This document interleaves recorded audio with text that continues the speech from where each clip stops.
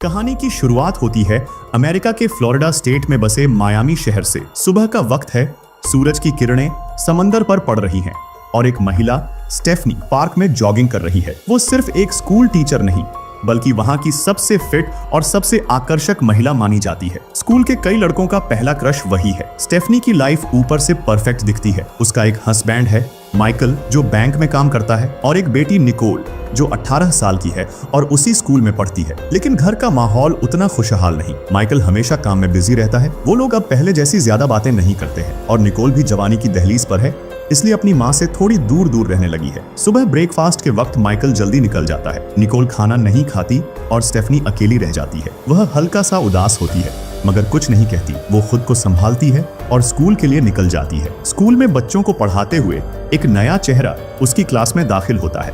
नाम है जेम्स। पढ़ाई में तेज, आत्मविश्वासी और हर बात में परिपक्वता दिखाने वाला। जब स्टेफनी सवाल पूछती है, जेम्स बेझिझक सही जवाब देता है। ये देखकर क्लास तो इम्प्रेस होती ही है। खुद स्टेफनी भी उसकी तारीफ के बिना नहीं रह पाती। क्लास के बाद स्टेफनी की टक्कर स्कूल के एक स्टाफ रिचर्ड से होती है। रिचर्ड भी स्टेफनी की खूबसूरती से प्रभावित है और कुछ ज्यादा ही घुलने मिलने की कोशिश करता है, लेकिन स्टेफनी उसे भाव नहीं देती। बाद में स्टेफनी अपनी कलीग लिंडा से बात करती है और जेम्स की तारीफ करती है। लिंडा बताती है कि वो लड़का किसी और स्कूल से ट्रांसफर होकर आया है और उसके बारे में ज्यादा जानकारी नहीं है। रात को स्टेफनी स्विमिंग करती है। उसका रूटीन है खुद को फिट और फ्रेश रखने का। इसके बाद वह अपने पति के करीब जाने की कोशिश करती है। दोनों एक दूसरे के साथ निजी पल बिताने ही वाले होते हैं कि तभी कोई उनकी तस्वीरें खींच रहा होता है छुपकर। और फिर स्टेफनी के फोन पर एक अजीब मैसेज आता है, हम इस हफ्ते मिलने वाले हैं। मगर भेजने वाले का नाम नहीं होता। अगले दिन स्कूल ट्रिप पर बच्चों को ले जाया जाता है। वहाँ स्टेफनी बच्चों को जहर वाले फूल और जानवरों के बारे में जानकारी देती है, लेकिन यहाँ भी कोई दूर से उसकी तस्वीरें खींचता है। ट्रिप के दौरान वे बोट राइड पर भी जाते हैं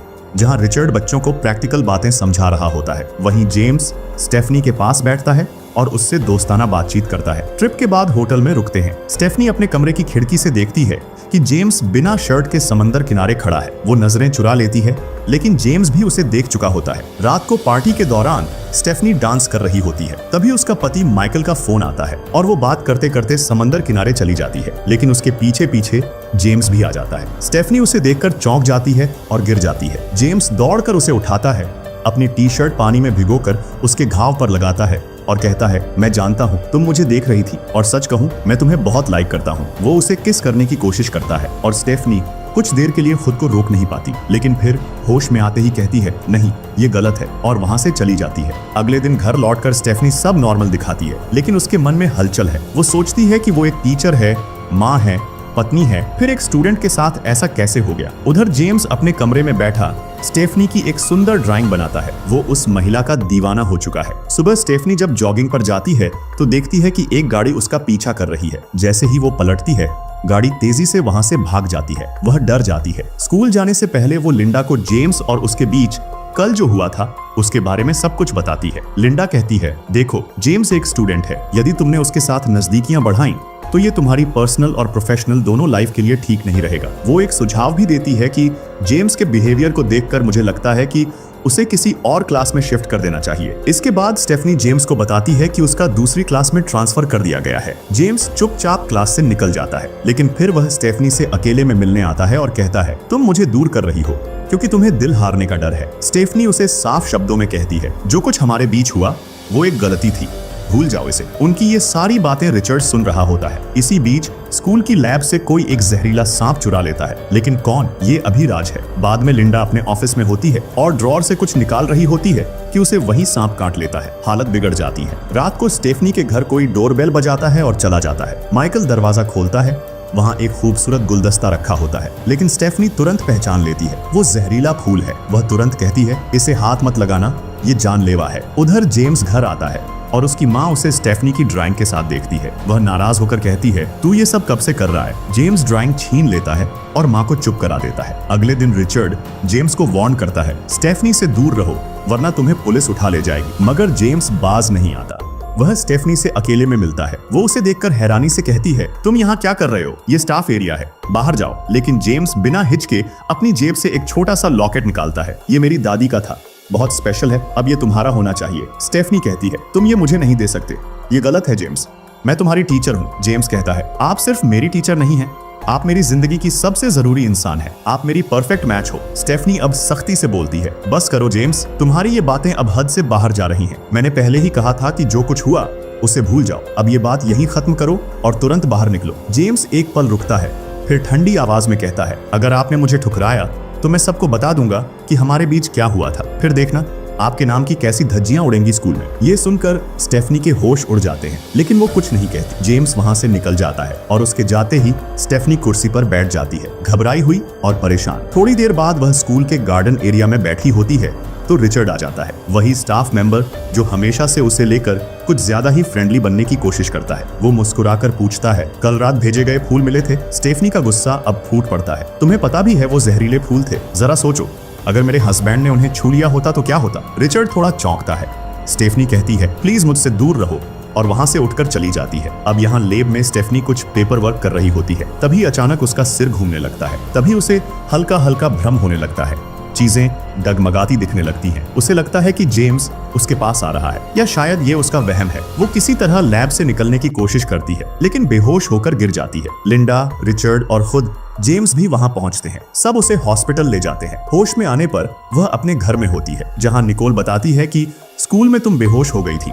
लैब में वही जहरीले फूल का टुकड़ा मिला तुम्हारी पानी की बोतल में। कुछ देर बाद एक पुलिस ऑफिसर उनके घर आती है और कहती है, यह जानलेवा हमला था। इलाज में जरा सी देरी होती तो जान भी जा सकती थी। अगर आपको किसी पर शक है तो बताइए। स्टेफनी सोचती है और फिर कहती है, कुछ दिन पहले रिचर्ड ने हमारे घर पर भी वही फूल भेजे थे, हो सकता है वही हो। इस सब के पीछे पुलिस तुरंत एक्शन लेती है और स्कूल जाकर रिचर्ड को गिरफ्तार कर लेती है। वह बार बार कहता है, मैंने कुछ नहीं किया, लेकिन कोई उसकी बात नहीं सुनता। अगले दिन प्रिंसिपल स्टेफनी को बुलाते हैं और समझाते हैं, जब तक मामला ठंडा नहीं होता कुछ दिन स्कूल से दूर रहो। स्कूल से निकलते ही स्टेफनी को पार्किंग में जेम्स मिलता है। उसके चेहरे पर चोट के निशान थे। स्टेफनी पूछती है, क्या हुआ तुम्हारे चेहरे को? जेम्स हल्की मुस्कान के साथ कहता है, माँ के बॉयफ्रेंड से झगड़ा हो गया था, पर छोड़ो ये सब, अच्छा हुआ वो रिचर्ड अंदर चला गया, नहीं तो पता नहीं तुम्हें और क्या नुकसान पहुंचाता। अब कोई हमारे बीच नहीं आएगा। स्टेफनी थोड़ा पीछे हटती है। देखो जेम्स, ये सब फैंटेसी में जीने की बातें हैं। जिंदगी हर बार हमारी मर्जी से नहीं चलती। मैं तुम्हारी टीचर हूँ, उम्र में भी बड़ी हूँ, और तुम जिस राह पर जा रहे हो वो बहुत गलत है। जेम्स कहता है, तुम्हारा वक्त भी आएगा, फिर समझोगी हम मेंट टू बी हैं। स्टेफनी उसकी बात को अनसुना करती है और सीधे अपनी गाड़ी में बैठकर निकल जाती है। कुछ दिन बाद एक सुबह स्टेफनी जॉगिंग से लौटती है। ताजगी भरी हवा में दौड़ने के बाद वह खुद को थोड़ा बेहतर महसूस कर रही थी। घर पहुंचते ही उसकी बेटी निकोल उसके पास बैठ जाती है और हल्के झिझकते हुए कहती है, मॉम, मैं किसी को पसंद करती हूँ। पिछले कुछ हफ्तों से हम डेट कर रहे हैं। वो वाकई एक अच्छा लड़का है। अगर आप चाहो तो एक दिन उससे मिल भी सकती हो। स्टेफनी मुस्कुराकर जवाब देती है, अच्छा किया जो बताया। तो क्यों ना आज रात उसे डिनर पर बुला लो, मैं भी देखूं कि कौन है वो जिसे मेरी बेटी इतना खास मानती है। रात आती है, डोर बेल बजती है।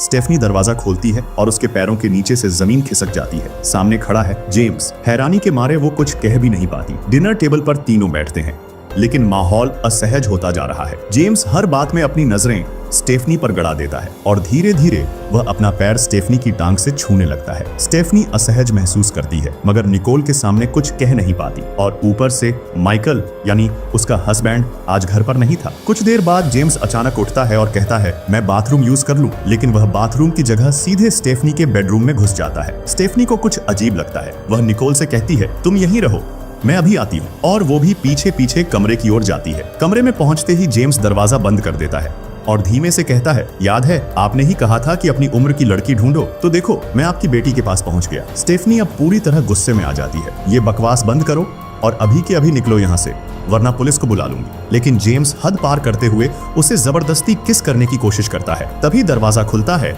और निकोल वहां आ जाती है। स्टेफनी झट से जेम्स को खुद से दूर करती है और चिल्लाकर कहती है, यहाँ से दफा हो जाओ। जेम्स बाहर निकल जाता है। स्टेफनी अपनी बेटी को सच्चाई बताने की कोशिश करती है। निकोल, वो लड़का तुम्हारे लिए ठीक नहीं है, वो सिर्फ दिखावा कर रहा है, तुम्हें यूज कर रहा है। लेकिन निकोल गुस्सा हो जाती है और कुछ भी सुनने से इनकार कर देती है। उस रात स्टेफनी स्विमिंग कर रही होती है। पानी में रहकर वो उस डर और उलझन को खुद से दूर करना चाहती है, लेकिन उसी दौरान कोई चुपचाप घर में घुसता है। वो कोई और नहीं, रिचर्ड होता है, वही जिसे पहले पुलिस ने गिरफ्तार किया था। अब उसे सबूतों के अभाव में छोड़ दिया गया था। वो स्टेफनी से कहता है, जो स्कूल में तुम्हारे साथ हुआ उसके पीछे मैं नहीं था, जेम्स ने वो सब किया, मैं सिर्फ सच्चाई बताने आया हूँ। स्टेफनी चौंक जाती है, लेकिन कहती है, जो भी हो मुझे अब किसी पर भरोसा नहीं, प्लीज घर से निकल जाओ। जैसे ही रिचर्ड घर लौटता है, जेम्स वहां पहले से मौजूद होता है और बिना कुछ कहे बस सीधा चाकू से हमला करता है। रिचर्ड वहीं ढेर हो जाता है। फिर उसकी लाश को गाड़ी की डिक्की में डालकर जेम्स अपने घर ले जाता है। उसकी माँ यह देखकर हैरान रह जाती है, लेकिन जेम्स उसे भी धमकाकर चुप करवा देता है। अगली सुबह जेम्स निकोल को कॉल करता है। मैं जानता हूँ कल कुछ गलत फहमियां हो गई, लेकिन मुझसे बात करना जरूरी है, प्लीज एक बार मिल लो। निकोल मिलने के लिए मान जाती है, लेकिन इससे पहले कि जेम्स निकलता उसकी माँ उसे रोक लेती है।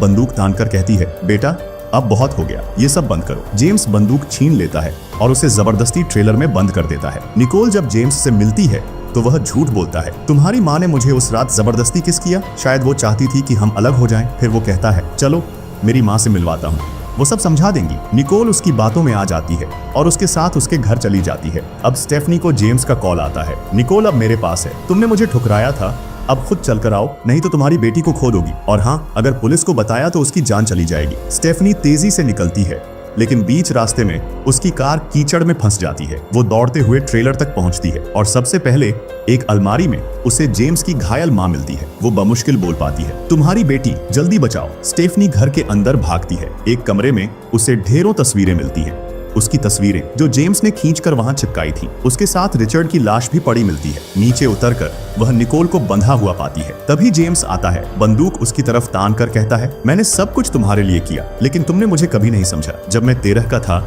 मैंने अपने बाप को मार दिया था, क्योंकि वो हमें रोज पीटता था। अब मैं किसी को नहीं छोड़ूंगा। रिचर्ड ने तुम्हें छूने की कोशिश की, इसलिए वो अब नहीं है। स्टेफनी उसकी आंखों में एक पागलपन देखती है, लेकिन फिर भी कोशिश करती है कि शांति से बात करे। जैसे ही उसे मौका मिलता है वह बंदूक की तरफ झपटती है। दोनों में हाथापाई शुरू होती है। जेम्स उस पर भारी पड़ता है और उसका गला दबाने लगता है। तभी पीछे से एक धमाका होता है। जेम्स की माँ ने गोली चला दी थी। जेम्स वहीं गिर पड़ता है। अंत में कुछ दिन बाद स्टेफनी अपनी फैमिली के साथ नॉर्मल जिंदगी में लौट चुकी है, लेकिन अस्पताल में जेम्स अब भी जिंदा है और एक नई नर्स को देखकर फिर से वही मुस्कान लौट आई है, जैसे उसका अगला शिकार वही हो। और यहीं पर यह साइकोलॉजिकल थ्रिलर खत्म होता है।